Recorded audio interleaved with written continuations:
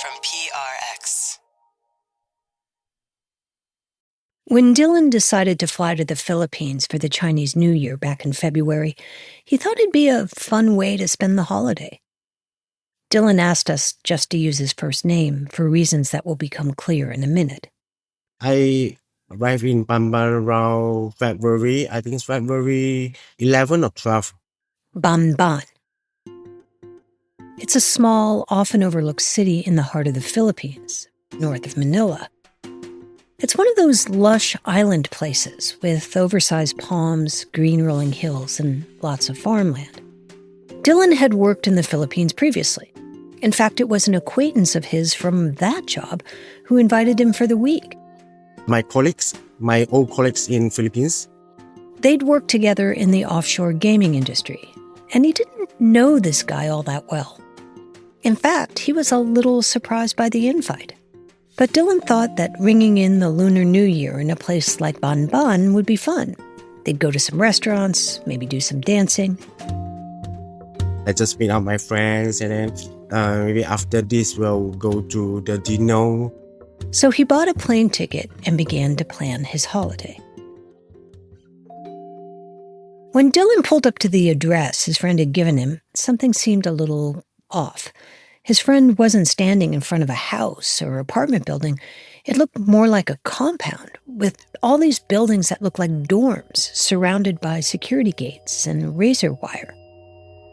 When I arrived there, I just moved to my friend's dorms and then waiting. And after that, we will celebrate the Chinese New Year. The two caught up a little bit and talked about where they would go that night. Okay, these are our plans. And then his friend says he wants Dylan to wait in the room. He'll be right back. They just left me in the compound. And as Dylan sat there, waiting, he began noticing that there were bars on the windows and reinforced doors, which started to fill him with a slow, creeping sense of dread. And just as he was about to get up to look for his friend to ask him what was going on, two strangers pushed into the room. And Dylan's heart sank. "You aren't going anywhere," they said. And that's when Dylan's nightmare began.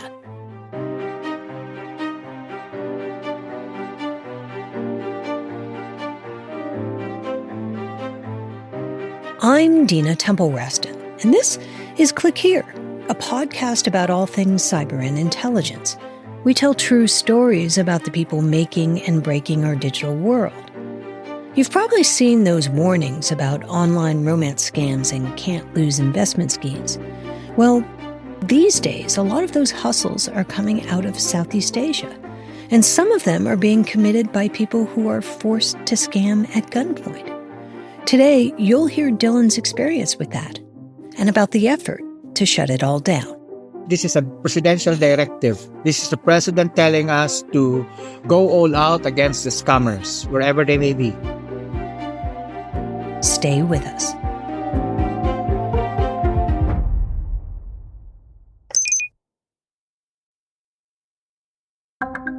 From Recorded Future News, this is Click Here. I'm Dina Temple-Raston.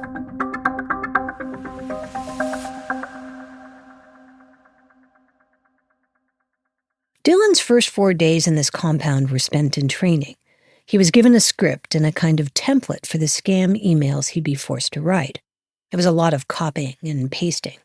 Just copy and paste the note and then just write down in a new notebooks. They had racks of cell phones the scammers would use to either text or phone their victims. Dylan was told he'd be scamming Chinese victims, since he spoke Chinese. Were these all scams online, or were these scams where you would actually speak to people too? I actually speak with people like online, and then we need to have a voice call, and then maybe get some data. Data. He means victim research. The scam bosses bought huge amounts of personal data from the dark web. And then people like Dylan were ordered to create intricate dossiers on their targets. Had they been recently widowed or posted about a promotion on LinkedIn? What were their likes and dislikes? What could you learn from their social media posts? Did they have retirement accounts or more than a passing interest in crypto? So you were doing investments or love scams or both? Actually, include two. The options two is include that. The first we were. These kinds of complicated scams have a name. They call it pig butchering. Scammers are supposed to use all that personal data to forge a connection, to gain the trust of their victims over the course of several weeks. Fattening up the pig, they say. And then they would go in for the kill and steal as much money from them as they could.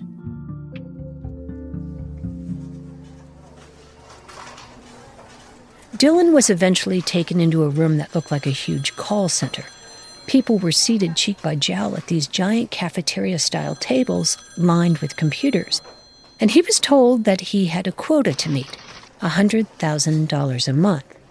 And he soon realized that in order to get to that number, he had to work the phones and tap out texts 16 hours a day. If he missed the target, there would be consequences. They'd be hit, or maybe even killed. I don't have any choice because I hear them like maybe you get hit, maybe it will kill you. I see. Yeah. So they threatened you. Yeah. And then I just follow any instruction them say. Yeah. So Dylan did what he was told. He kept dialing. He kept sweet-talking the person on the other end of the line. But his mind was on something else entirely. He was trying to figure out how to get out of there.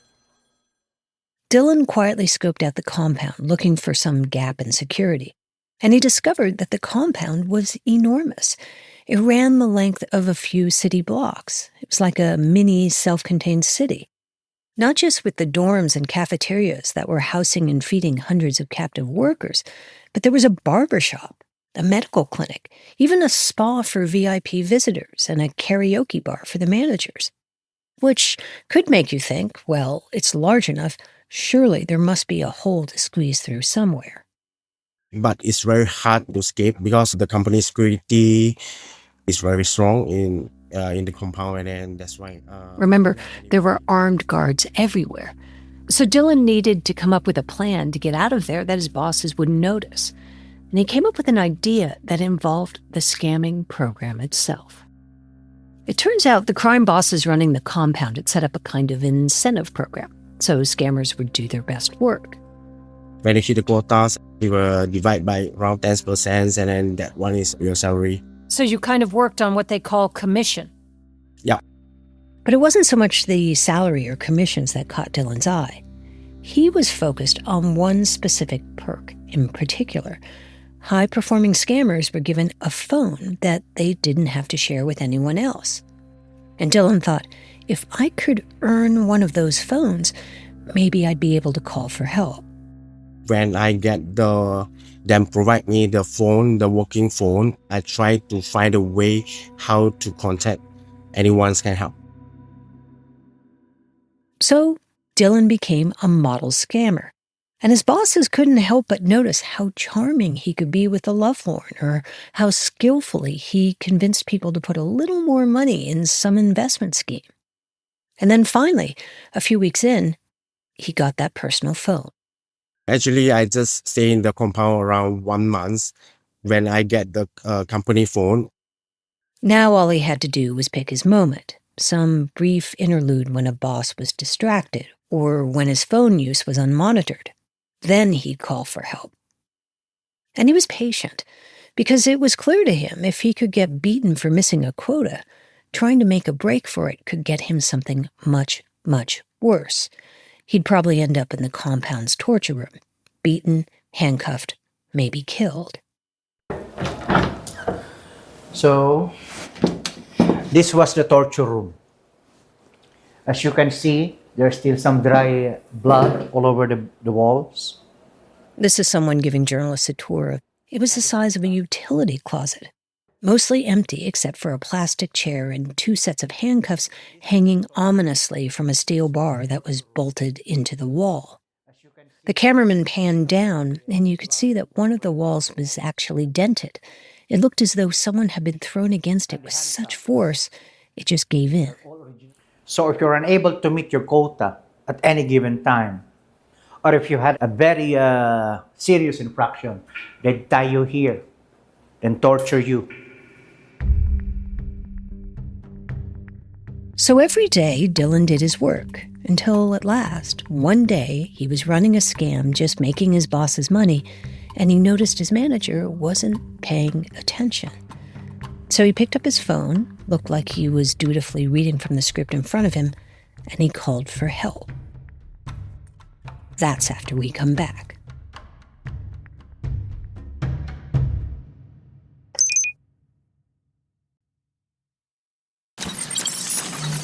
From Recorded Future News, I'm Dina Temple-Raston, and this is Click Here. Dylan sat with his phone trying to look as normal as possible as he dialed. Trying to be nonchalant, like it was any other work call, pretending he was reading from a script in front of him, hoping his bosses assumed that he was just doing his job, while in reality, he wasn't calling a victim. He was calling for help, and with each call, furtively begging them to come save him. I contact Philippines police, and then I try to contact our Malaysia embassy, and then I try to contact my family. So you were basically saying, help me, I'm being held prisoner. Yeah, that's right. And then all he could do was wait. The waiting, of course, was the hardest part. And then after that, maybe first few days don't have any respondings. No responses to his calls for help. What Dylan didn't know until much later is that his desperate calls had been received. His case landed on the desk of this guy. I'm Winston John Romero Casio. I work for the Presidential Anti-Organized Crime Commission here in the Philippines. Before he joined the Crime Commission, Winston Casio was an academic. He was an expert in the criminal mind. I was doing a lot of research with regards to deviance and criminal sociology and criminal philosophy. And it was kind of easy for me to try to understand the motivation behind it. He studied gang culture and criminal psychology and applied that to the transnational criminal organizations that were springing up all over the Philippines. Criminal gangs were doing everything from human trafficking to drug smuggling.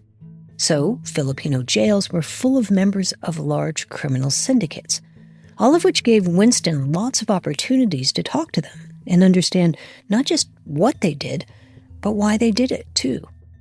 And he took what he learned and taught courses all over the Philippines, not just in universities, but in the nation's Catholic seminaries as well. I taught in two of the major Catholic seminaries here in the Philippines. One that was run by the Franciscan friars, and another one that was run by the La Salette Fathers. And then, in 2013, he got a call from the Crime Commission, asking if he could put all these years of study into practice. They needed someone to do a type of research we call as a threat assessment. Basically, Winston was supposed to do a deep dive into transnational criminals. Who were the bosses? How did these organizations run? What motivated them? It was all in a bid to help authorities finally bring them to justice. So basically, it was a perfect fit for me. It was like a fish being thrown into water. But the timing wasn't optimal.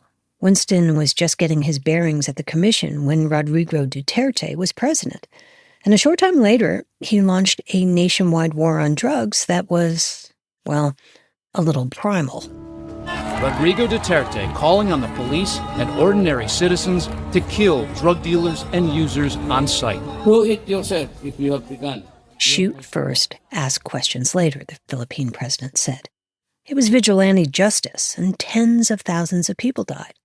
So during those years, Winston and the commission kind of languished. During Duterte, the office was non-operational, basically. We were just doing office work, so to speak. He was pushing paper, filing reports that no one ever read, and Winston hated it. I was close to quitting because there were so many challenges in the work. It wasn't until President Bongbong Marcos came into office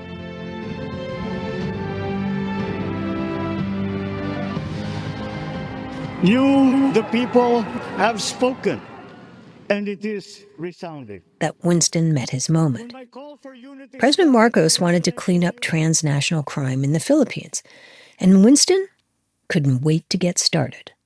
The president gave us a marching order to go after online scams. That gave me a boost. When the president said he's going to ban this, he gave me the much needed boost. This is a presidential directive. This is the president telling us to go all out against the scammers, wherever they may be. And it turns out where scammers were was all over Southeast Asia, including a town about an hour outside of Manila called Bamban.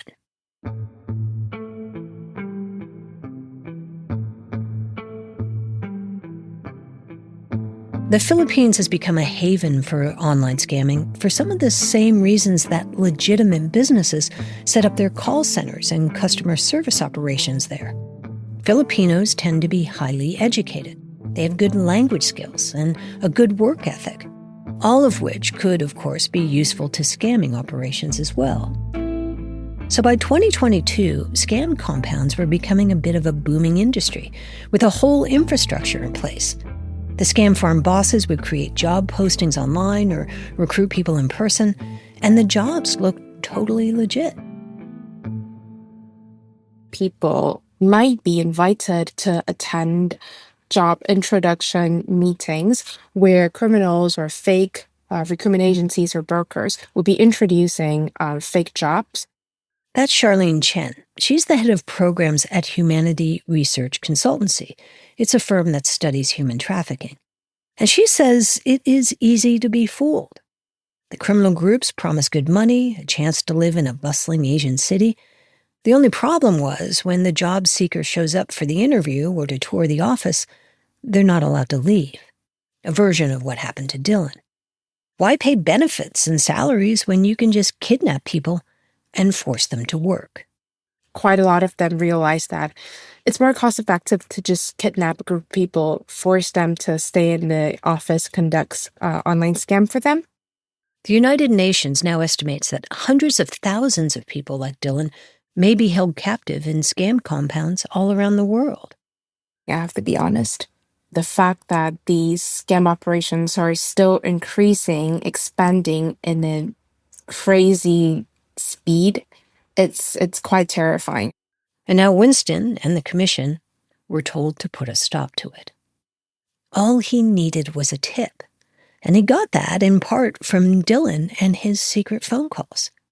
The Malaysian embassy informed us of a Malaysian national. They were being held against their will and forced to work as scammers. That Malaysian was Dylan. And as fate would have it, his call was the second time in the space of a week that Winston had heard that there was a scam farm hidden in the hills of Bamban. Just a few days before Dylan's call, a man from Vietnam had managed to do the impossible. He'd escaped from the Bamban compound. He evaded his captors and even ran to local police. They, in turn, put him in touch with Winston. We brought him here to Metro Manila, we interviewed him, then we got a search warrant. The Vietnamese escapee told Winston everything about the long hours, the armed guards, the torture room. And it turns out he had a really great memory. He sketched out a drawing of the Bamban compound and told Winston where the guards typically stood and where the bosses hung out. And as he spoke, what became clear to Winston was that if they were going to raid this operation, they needed a lot more than a couple of police vans and a few dozen cops. There were 36 buildings, so if you have less than 50 people scouring through or going through the entire compound, we didn't have enough people. So Winston began calling around for reinforcements, and he got them in full force. The military agreed to help too. That was the first major operation we had against an actual hub, a huge compound. Although we've had 3 different operations in the past, these were insignificant in terms of size compared to that in Bamban. We had almost 1,000 operatives.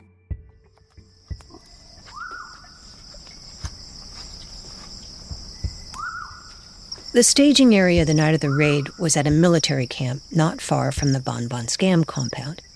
It had become a kind of military operation, and they talked about how they would fan out and cover the exits and where they were likely to encounter resistance.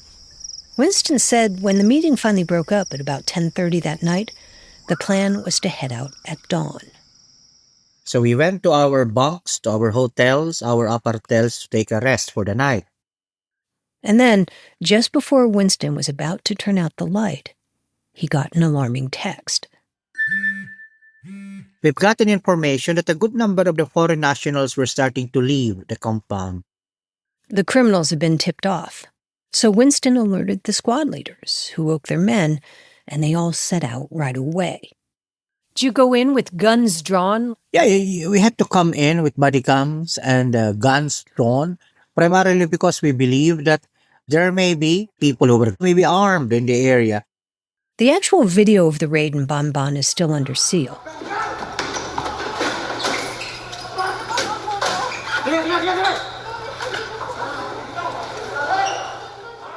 What you're hearing now is from a different raid, one that Winston says gives you a real feel for what it was like that night.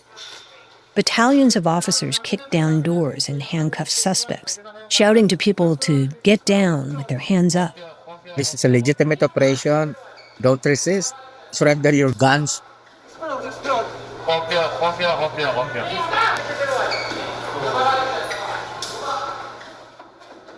What was the first thing you saw? People trying to escape the compound. A mass of humanity was trying to push past him. The workers, the criminals. It was hard to tell who was who. And in the midst of all of this, out of the corner of his eye, Winston saw some movement. And then he heard a car start up. The car was full of scam bosses making a break for it.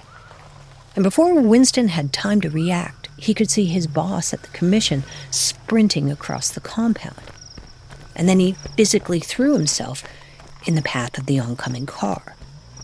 He went in with just one or two security officers with him, and he actually blocked a vehicle going out of the area, but used his body to block it. The crime bosses were so surprised, they actually stopped. My boss is quite a hero, you know. I mean, he's a former police officer. I'm not. I'm an academic. So I am not as brave as my boss. I wouldn't do that. Way. I wouldn't do that. No matter how passionate I may be with my work, but I won't use my body to block a moving vehicle. It took another day for all the soldiers and police officers to clear all 36 buildings. In the end, they rounded up dozens of suspected scam bosses and some 800 workers who came from all over Asia. This is Winston talking to a local reporter right after the raid. We were able to rescue one Malaysian. The Malaysian bore signs of torture, physical abuse. So his embassy is evaluating him now. That one Malaysian, the one who had been physically abused, that was Dylan.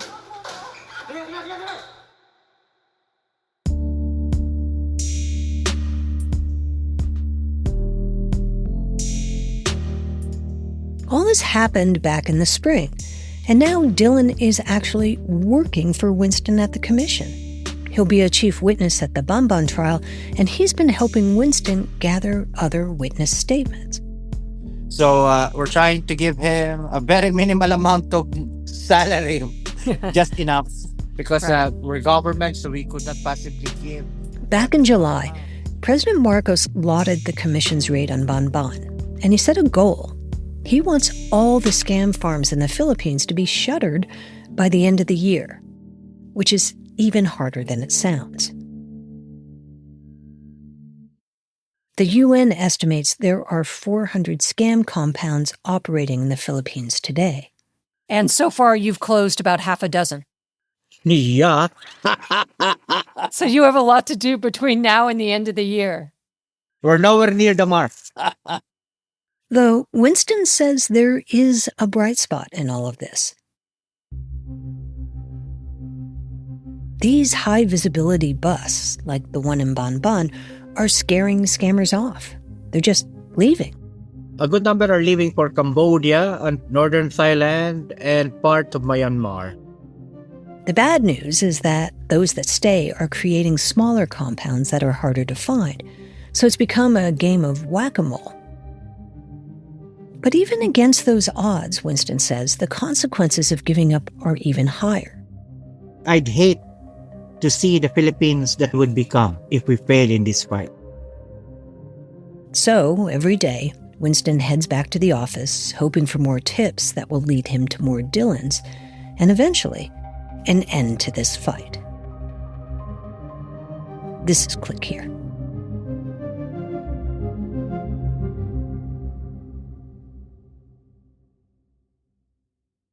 Here are some of the top cyber and intelligence stories of the past week. Just here in the last moments, Donald Trump announcing that Tulsi Gabbard will take the reins, if confirmed by the U.S. Senate, of the Office of the Director of National Intelligence. President-elect Donald Trump chose Tulsi Gabbard, a former Democratic congresswoman, to serve as the Director of National Intelligence on Wednesday. If confirmed, she would be overseeing 18 intelligence agencies. Gabbard is a lieutenant colonel who served in Iraq, and she's been deeply skeptical of U.S. military intervention abroad. It's unclear whether she would have a tough confirmation fight, though Democratic senators are expected to ask her about her decision to meet with the president of Syria and why she has embraced Russian talking points in the past. Gabbard left the Democratic Party after a failed run for the presidential nomination in 2020. The exodus from the social media platform formerly known as Twitter continues. Now A-list names like journalist Don Lemon, actor Jamie Lee Curtis, and even the British Guardian newspaper group announced that they are leaving X. The German football club St. Pauli said it was leaving because X-owner Elon Musk had turned the platform into, in their words, an amplifier of hate. The club expressed concern that the platform would influence German parliamentary elections and is now encouraging its fans to move to Blue Sky. Germany's three-party coalition collapsed last week following disagreements over how to revive Germany's economy, meaning there's going to be a snap election in February. St. Pauli warns that X will likely promote far-right content during the upcoming election campaign. The satirical news site The Onion has just won an auction to acquire the media outlet InfoWars, right-wing... Nope, this isn't a joke. The Onion actually purchased the InfoWars website and brand. The very same InfoWars that was run by conspiracy theorist Alex Jones, who's been selling parts of his media empire at auction in order to begin satisfying a $1.5 billion judgment for defaming the families of the Sandy Hook shooting. Jones had stoked conspiracy theories that alleged that the shooting at Sandy Hook Elementary School was staged in order to take guns away from Americans. Other assets the Onion will acquire include InfoWars customer lists, inventory, and production equipment. The Onion aims to replace InfoWars' barrage of disinformation with much-needed humor and satire.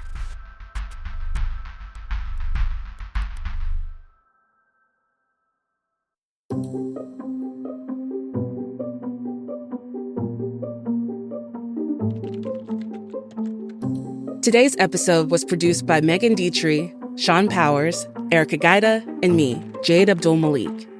It was edited by Karen Duffin, fact-checked by Darren Ancrum, and contains original music by Ben Livingston, with some other music from Blue Dot Sessions. Our staff writer is Lucas Riley, and our illustrator is Megan Goff. Martin Peralta is our sound designer and engineer. Click Here is a production of Recorded Future News. Tune in on Friday for Mic Drop, which features our favorite interview of the week. We'll have a new episode of Click Here on Tuesday. We'll see you then.